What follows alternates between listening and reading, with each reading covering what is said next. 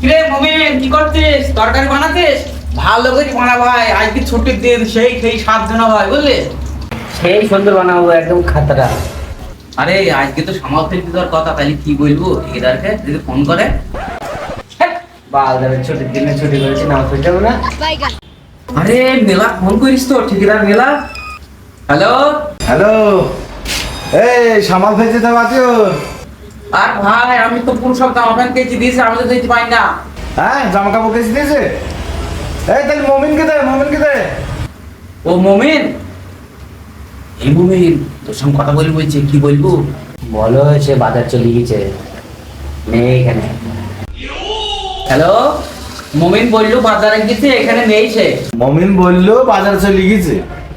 ও, অসুবিধা নেই, মমিন তো ওইটুই আছে। তাহলে এক্ষুনি ওকেই দিয়ে পাঠাও, সামাল কটা ফেলে দিয়ে আসি আমি সাইডে। তোমাকে নিয়ে বলতে পারলাম।